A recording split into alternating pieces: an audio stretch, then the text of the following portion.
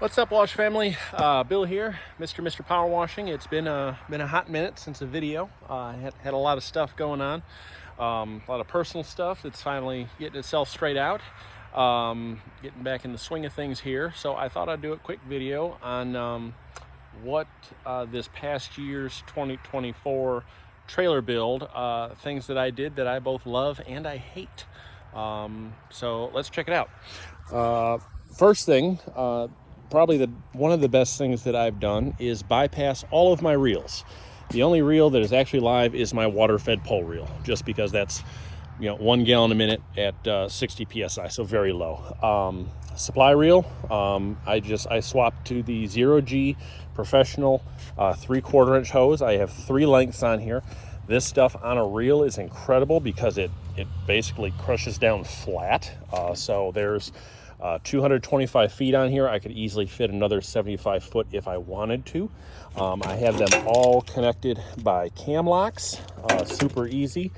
So I just pull off however many sections I need and I couple it in here. So bypassing the reel manifold altogether, goes through this bulkhead, through the back of the reel there, into my filter, into my buffer tank. So that has increased the flow from the client's home into my tank more than I thought it would. So for sure, bypass your supply reel. There's no need for that if you're running an 8 gallon a minute machine or larger. Even my 5.5, I feel if I had done this, it would have helped me. Same thing, my pressure reel, I bypass. I basically just couple, I don't have it hooked up right now, but I just sort of put my my ball valve on here just to hold it, just like this for my soft wash. But I pull off whatever I need and I hook up here. I'm swapping my unloaders out right now, but this is my 8 gallon a minute machine. This is my 10. This is my 24 volt electric pump, and this is my P40. So being able to just hot swap, quick connect, super easy. The lights that I put on work great when I do outside work. I did have to hook them up to a relay. I didn't think about how much amperage I was drawing, and I fried a wire. So I just have a good heavy duty relay handling that now.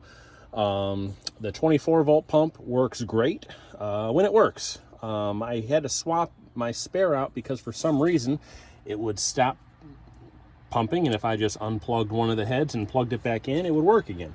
So I don't know where in there the fail is. These pumps are obviously far cheaper than the 10, 12 gallon a minute electric pumps that are kind of coming to be a little more common now. So haven't dove into it too much.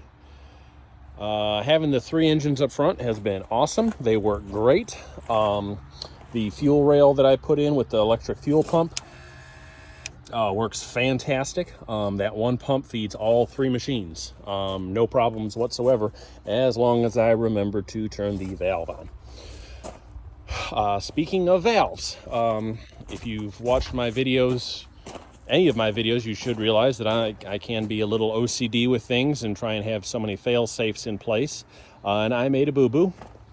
When my 24 volt pump had failed on me at a job, I said, I'll just use the P40 because it works. So because I am using one manifold for both of them, I had some accessory valves put in. So I put this valve in here. That's my supply line, which pulls from that manifold, either the 24 volt or the P40. So I had turned that one.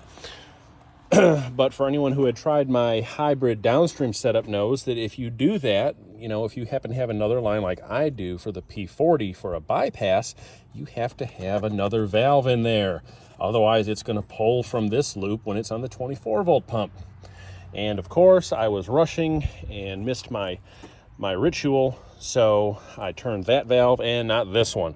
So my P40 had no bypass. So not only did I blow a line on a fitting on one of my lines that I then repaired, then I also grenaded my pump when I fired it back up, which wasn't a big deal. It just blew the head apart.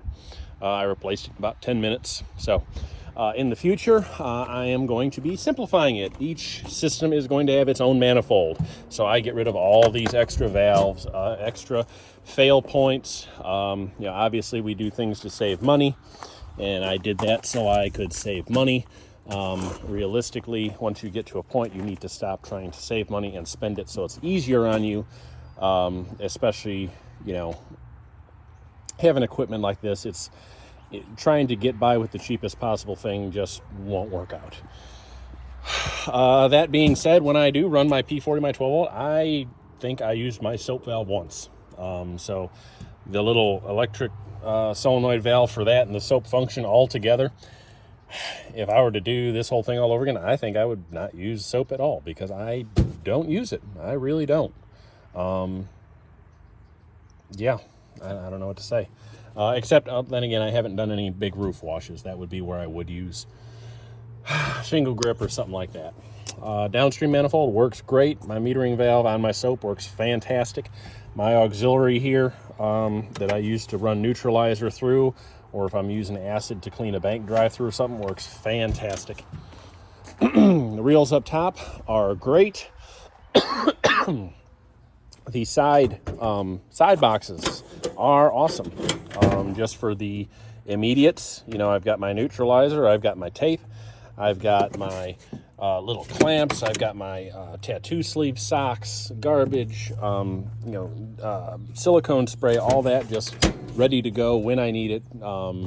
Works fantastic. The 5-gallon soap jug, I filled this up at the beginning of the year. That's how much soap I've gone through. It works just fine with a little uniseal. IBC tote works fine.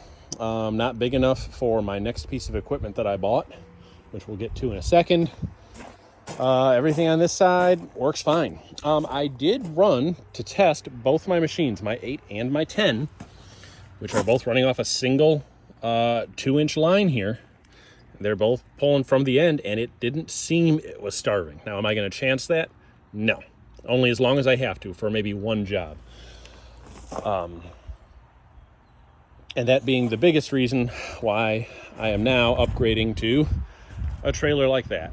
That one I bought for my interior floors. I do VCT tile floor strip and rewaxing, so that has all of that equipment in it, and I absolutely love it. Being able to walk inside, everything's out of the elements. Now that my business has grown to the point where I don't rely on advertising, like the way my trailer looks, being able to see everything. I'm tired of winterizing it and storing it inside. I'm tired of worrying about my surface cleaner falling off the back, or just not being able to keep as much equipment as I want on here. So I ordered another one of those with barn doors and 2 front doors and 5,000-pound axles. So I'm building an interior rig, enclosed rig for this coming year. I have this 400-gallon doorway tank that I'll be plumbing up, and the reason I need such a big tank, we come in here to my mess. I bought a curbinator from Hilo Solutions. I do some commercial banks that requested all of their curbing be done, and there is a lot of curbing at some of them, and the waving the wand back and forth just wasn't cutting it, so I sprung and got one of these. So I have to Siamese my 8 and 10 together to get 18 gallons a minute to work that thing. So going to be doing another build video this winter, I should say, which I said, this trailer is probably maxing out what I'm able to do, and realistically it is, but I could do just a little more. So, going to be doing an enclosed build this year. I should have that trailer in the next 3 weeks or so to start. I'm also building a mini skid, just a little, it's nothing fancy. This is literally, I have one bank that has wooden soffits with these weird slits in it instead of the standard ventilated that spiders just wrap their webs around. And then I thought for doing church steeples and stuff, so this is my first machine, my 5.5 gallon a minute. I'm just going to put this little thing together to go in the back of my truck so that I can tow a man lift behind me. So this will only be for those jobs. If I need to make 2 trips, I will, but just so I don't have to rely on having a lift towed there or bringing a second truck, I can just fit that in the back of my truck and then have a portable small setup. Even if I were to do just houses, I could do. And if I use that enough, I might upgrade it to an 8.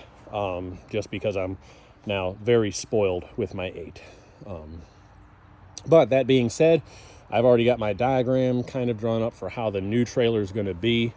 So I'm pretty excited for that. It's going to be an early build. I'm not going to do it in February. I'll be doing this in November and December. So I'll do the same thing as always, multiple videos showing the process, how I figure it out, why I figure it that way, what I'm doing, how I'm doing it. You guys know I always go kind of above and beyond into detail sometimes, but it does help some people out, and that's what it's for. So that's where I'm at. So overall, I like just about everything. I'm going to ditch the multiple manifolds. Everything gets its own manifold. I feel there was something else I was going to say I didn't like on here. I can't think offhand what it was. Roughly everything worked out great. I don't think I would have changed anything, and realistically I'd leave this if I didn't have to winterize the trailer. If I didn't do jobs where I stay overnight sometimes, I worry about stuff being stolen, so at least I can lock it. But yeah, overall everything has worked great. I've got my water fed poles up there. Got my ladder up there. The other good thing about the enclosed trailer is more vertical storage on walls. I'm gonna have a toolbox in the front, so I am not just limited to my little drawer of tools here, which is limited in what I can fit. It gets messy. It gets dirty. I don't have a flat surface to work on. I'm forced to work on my fenders or on top of the box or here if I need to. It is open in the elements, so yeah. So a couple changes. It's going to be fun. I'm looking forward to this one being, I say the last, but we all know how that goes. So I guess that's it for now. A couple weeks and we'll start the build videos. I'll go over every step that I do like always and make it the best one yet. Everything that I've learned and everything I've seen other people do that looks like it's a good idea and efficiency and all that. So wash on, and we'll chat soon. Take care, y'all.